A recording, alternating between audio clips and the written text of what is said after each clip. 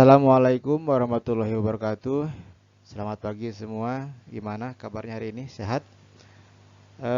Untuk hari ini kita akan belajar tentang internet dan jaringan komputer.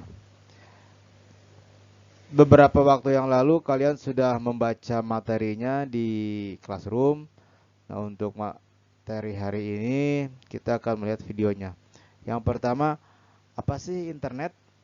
Mungkin kalian sudah menggunakan internet, tapi dalam pelajaran informatika harus kalian ketahui apa sih pengertiannya. Nah, pengertian internet itu berasal dari kata interconnected networking yang artinya jaringan komputer yang saling terhubung, terkoneksi. Yang bisa diartikan bahwa internet adalah kumpulan komputer yang terhubung satu sama lain dalam satu jaringan yang luas. Ya, jadi secara harfiah, secara nyata, internet adalah kumpulan komputer yang saling terhubung. Nah, untuk zaman sekarang bukan hanya komputer saja yang saling terhubung. Laptop, handphone pun bisa saling terhubung dengan adanya internet.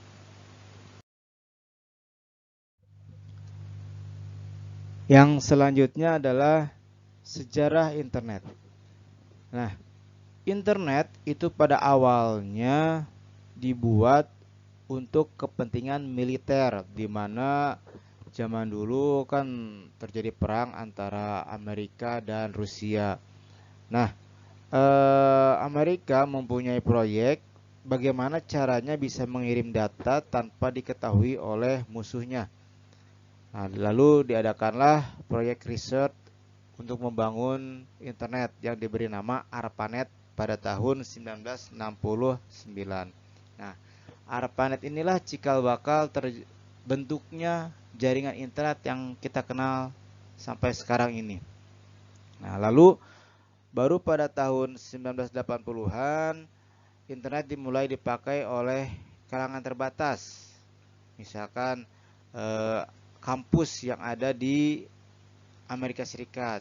Fungsinya atau tujuannya untuk berbagi data sehingga mereka tidak perlu jauh-jauh mengambil data di satu kampus. Misalkan kampus A adanya di sebelah barat dan kampus B adanya di sebelah timur. Jadi mereka tidak perlu datang ke kampus B untuk mengambil data, cukup menggunakan jaringan komputer seperti itu. Manfaat internet itu sendiri buat kalian atau buat umum apa sih? Nah, yang pertama itu dalam dunia bisnis. Internet dalam dunia bisnis itu banyak sekali manfaatnya. Nah, seperti yang sering kalian lihat, banyak sekali iklan-iklan e-commerce yang ada di TV. Contohnya dimanfaatkan oleh website Lazada, Tokopedia, Shopee. Nah, itu salah satu cara berbelanja secara online. Jadi, kita tidak perlu datang ke tokonya, cukup kita lihat-lihat di HP, di komputer. Misalkan kalian suka barangnya, tinggal kalian pesan, beli, nanti barangnya akan dikirim. Nah, itu dalam dunia bisnis atau bidang bisnis. Yang kedua dalam bidang pendidikan. Nah, pada saat pandemi seperti ini, ya, kita belajar lewat mana kalau bukan lewat internet? Karena tatap muka tidak boleh, terus berkumpul tidak boleh. Jadi ya salah satu medianya yang menggunakan internet. Kalian juga bisa mencari materi atau jawaban dari pertanyaan guru melalui Google, sehingga bisa memudahkan kalian melaksanakan tugas.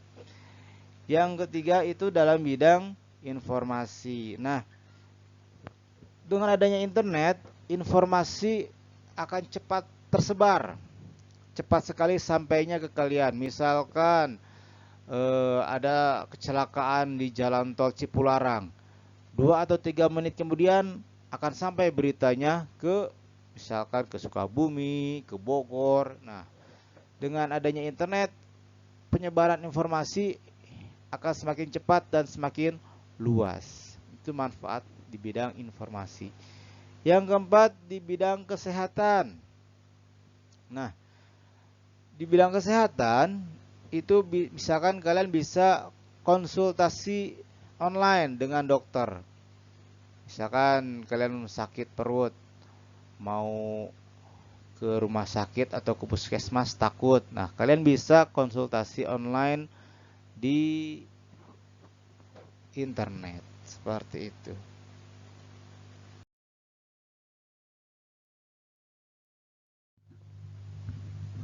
Yang kelima, di bidang sosial dan hiburan. Nah, internet di bidang sosial dan hiburan banyak sekali kalian gunakan. Misalkan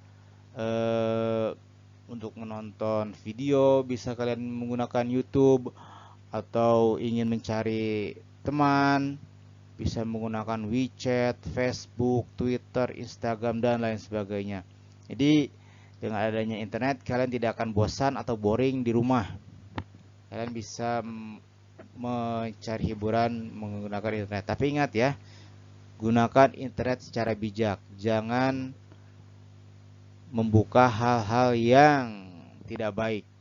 Oke? Setelah kalian mengenal internet, lalu kita akan belajar tentang jaringan komputer. Tadi disebutkan adalah internet merupakan sekumpulan komputer atau jaringan komputer yang saling terhubung. Nah, sekarang apa itu jaringan komputer? Jaringan komputer adalah dua atau lebih perangkat komputer yang saling terhubung atau terkoneksi antara satu dengan yang lain dan digunakan untuk berbagi sumber daya.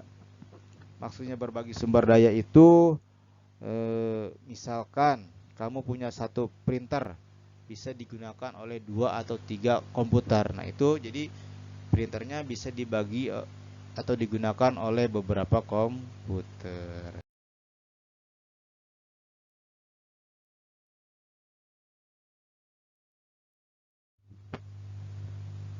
Lalu apa sih manfaat jaringan komputer? Yang pertama adalah integrasi data dan keteraturan aliran informasi. Maksudnya integrasi data itu adalah datanya terpusat.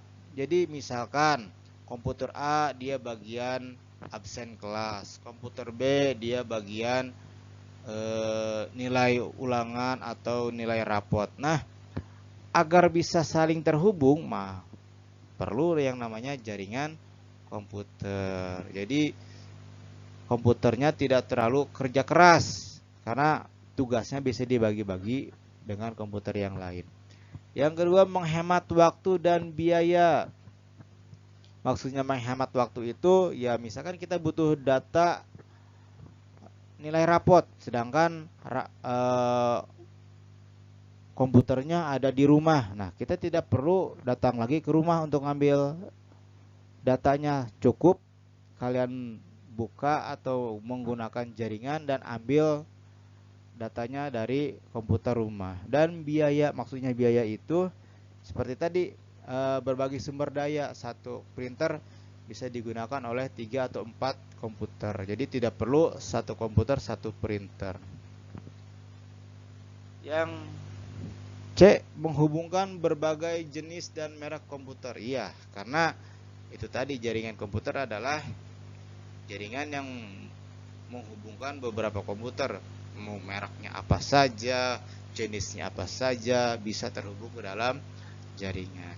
Yang D, berbagi sumber daya dan data. Seperti tadi, jadi datanya tidak terpusat ke dalam satu komputer. Nah, jadi komputer A untuk misalkan ulangan harian pelajaran IPA, komputer B matematik dan selanjutnya. Jadi tidak menggunakan satu komputer dan berbagi data. Misalkan guru informatika butuh data nilai IPA, tidak harus datang ke komputer IPA-nya, cukup dibuka di komputer informatika dan buka komputer IPA-nya dari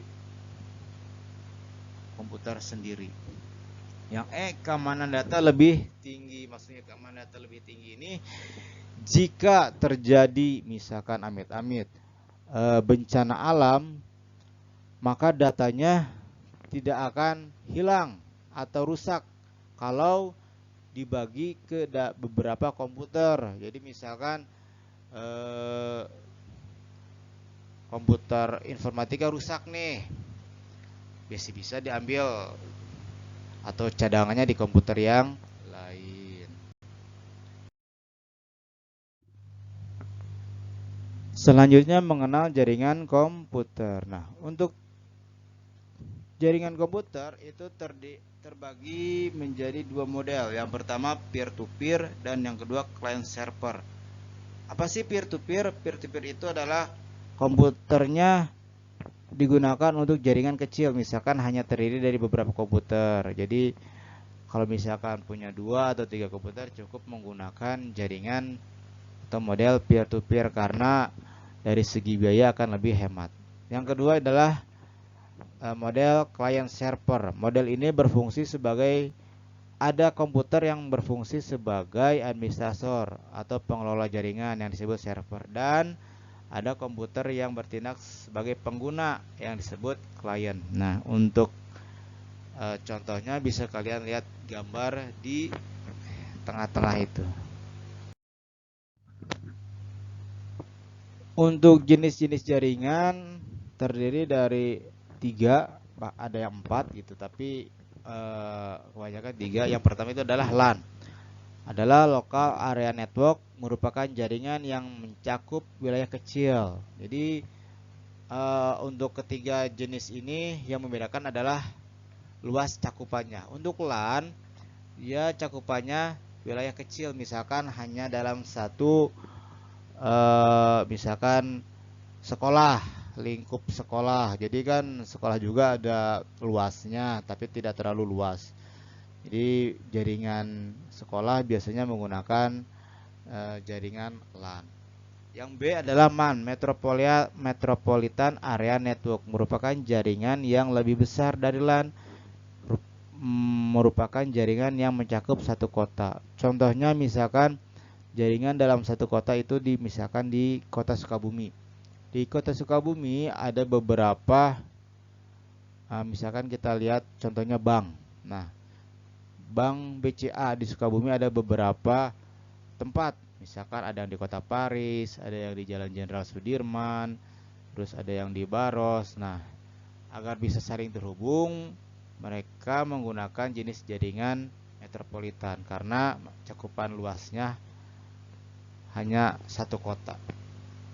Yang ketiga itu adalah WAN, Wide Area Network. Nah, ini cakupannya sangat luas dari segi geografis. Misalkan antar negara atau antar benua. Nah, sama saja jaringan, cuman yang membedakan hanya luas areanya saja.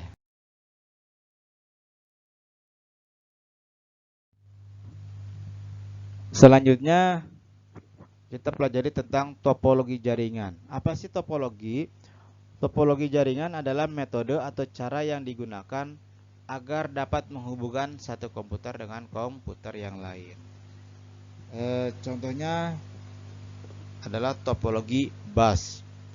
Topologi bus hanya menggunakan satu jalur kabel sebagai media transmisi. Jadi bisa kalian lihat di gambar. Jadi ada satu kabel utama yang menghubungkan beberapa komputer. Nah, kelebihan topologi bus yang pertama itu adalah mudah dalam menambah klien atau workstation. Jadi mudah menambahkan komputer. Kamu tinggal hubungkan komputer dengan kabel utama. Nah, kamu bisa terhubung. Yang kedua, mudah digunakan dan sangat sederhana. Karena tidak ada perlu alat-alat yang lain tambahannya, jadi mudah digunakan. Yang ketiga, biaya instalasi murah karena kabel yang digunakan sedikit. Jadi hanya perlu satu kabel utama, lalu komputer kalian dihubungkan. Jadi biaya pembuatannya sangat murah. Sedangkan kekurangan topologi bus yaitu pertama, sering terjadi tabrakan arus data. Nah, karena hanya ada satu kabel utama, jadi misalkan setiap komputer perlu data atau perlu informasi, maka akan terjadi kemacetan di kabel utama tersebut. Nah, jadi akan menyebabkan tabrakan arus data atau collision. Yang kedua, pengiriman atau penerimaan data kurang efisien. Ya, karena itu tadi, karena terlalu banyak yang menggunakan kabel utama dalam jaringan, ya sehingga tidak efisien. Yang ketiga, topologi bus yang lama sulit untuk dikembangkan. Ya karena hanya itu saja, ditambah lagi, tambah lagi, tambah lagi, tanpa ada modifikasi seperti itu. Selanjutnya, topologi ring. Jadi topologi ring ini menghubungkan komputer di mana salah satu komputer dihubungkan dengan komputer yang ada di depan atau di belakangnya sehingga membentuk lingkaran. Nah, seperti yang kalian lihat di gambar. Jadi satu komputer terhubung ke depan dan ke belakangnya. Kelebihan dari topologi ring adalah biaya untuk instalasinya cenderung murah. Yang kedua, performa koneksi cukup baik. Ketiga, proses instalasi dan konfigurasi cukup mudah. Yang keempat, implementasinya mudah dilakukan karena ini masih sederhana topologinya sehingga biayanya murah, terus koneksinya cukup baik dan proses pembuatannya gampang. Tapi ada kekurangannya. Yang pertama, jika terjadi masalah pada salah satu komputer, maka yang lain akan terganggu. Jadi misalkan komputer yang satunya rusak, maka jaringan dalam satu jaringan itu akan error. Yang kedua, pada jaringan ini tabrakan arus data sangat rentan ya, karena karena hanya ada satu kabel yang terhubung, maka kemungkinan besar datanya akan bertabrakan. Topologi star itu berbentuk bintang. Pada umumnya menggunakan alat hub atau switch untuk koneksi antar komputer. Nah, jadi kalau sekarang ini komputernya tidak saling terhubung dengan komputer yang lain, tapi menggunakan alat yang namanya hub atau switch. Kalian bisa lihat pada gambarnya, jadi komputer yang lain terhubung ke satu alat di tengah, namanya itu hub atau switch. Kelebihan topologi star, pertama, topologi ini tetap berjalan baik walaupun ada salah satu komputer yang rusak. Nah, jadi misalkan ada satu komputer rusak nih, empatnya masih bisa berjalan. Yang kedua, tingkat keamanan data ini cukup baik. Seperti itu tadi. Misalkan komputer A rusak, data di komputer B, C, D masih bisa berjalan.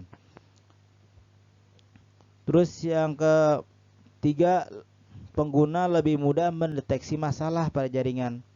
Nah, misalkan kita mau menggunakan komputer nilai rapot nih, kok kenapa nggak hidup-hidup? Oh, berarti ada masalah di komputer rapotnya. Yang kelima, lebih fleksibel. Maksudnya lebih fleksibel itu kita bisa menambahkan komputer hanya dengan menghubungkan ke hub atau switch tersebut. Kekurangannya apa? Kekurangannya mahal.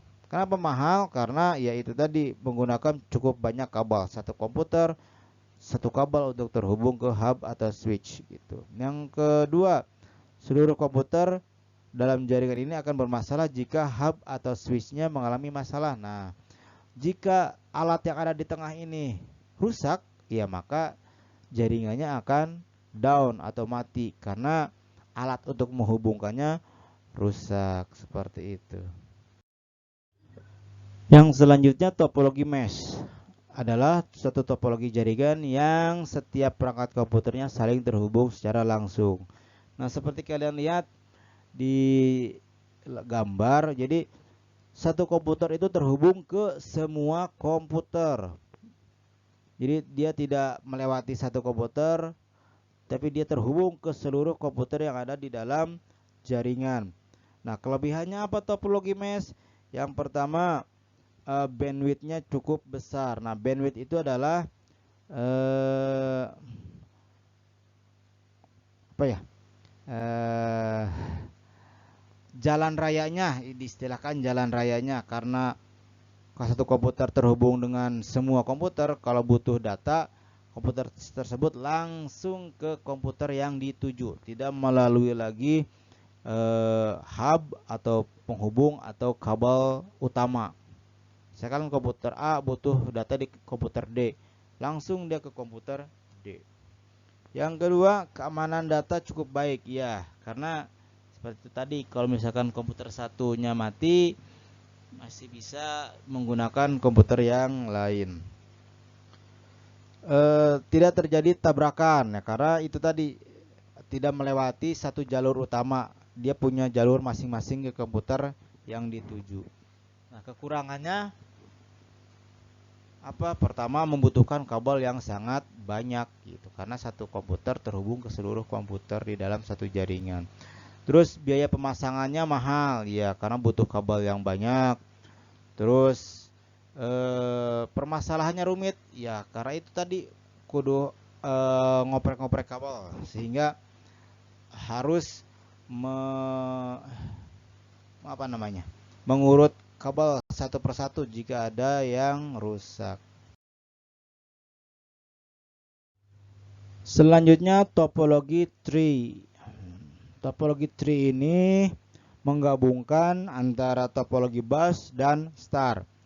Topologi bus itu tadi yang satu kabel utama, lalu star itu terhubung ke komputer utama juga, jadi gabungan. Nah, kelebihannya apa topologi tree? Yang pertama, dapat dan mudah dikembangkan sehingga menjadi topologi jaringan yang lebih luas. Nah, jadi kalau misalkan butuh jaringan lagi, tinggal ditambah lagi komputer utamanya, lalu komputer kliennya. Terus yang kedua, susunan topologi ini terpusat secara hierarki. Jadi gampang untuk diatur atau dikontrol komputer yang ada di bawahnya. Kekurangannya apa? Pertama, topologi ini memiliki kinerja jaringan yang lambat. Terus penggunaan kabel yang sangat banyak. Kabel backbone merupakan sentral, nah kabel utama backbone itu. Terus jika ada komputer yang bermasalah di atasnya, maka yang di bawahnya tidak akan berfungsi. Yang selanjutnya topologi peer-to-peer. Nah, topologi ini bentuk jaringan yang sangat sederhana karena hanya menghubungkan dua buah komputer dengan sebuah kabel seperti yang kalian lihat di gambar. Nah, kelebihannya biaya pemasangan sangat murah ya, karena hanya butuh satu kabel. Pemasangannya mudah. Setiap komputer dapat berperan sebagai server dan klien. Tadi server itu adalah komputer yang menyimpan informasi atau sumber daya. Jadi kedua-duanya bisa bekerja sebagai server atau bisa bekerja sebagai klien. Kekurangannya, topologi ini sulit dikembangkan ya, karena hanya perlu dua komputer, tidak bisa ditambah oleh komputer yang lain. Keamanan topologi ini sering bermasalah ya, karena kalau komputer satunya rusak ya bukan jaringan namanya, hanya kalau ada satu komputer. Seperti itu. Yang terakhir adalah topologi hybrid. Topologi ini adalah menggabungkan beberapa topologi yang berbeda membentuk jaringan yang baru. Nah, jadi ini biasanya terjadi pada jenis jaringan WAN atau Wide Area Network, yang dimana menggabungkan beberapa topologi yang berbeda sehingga saling terhubung dalam satu jaringan. Kelebihannya apa? Topologi ini bersifat fleksibel.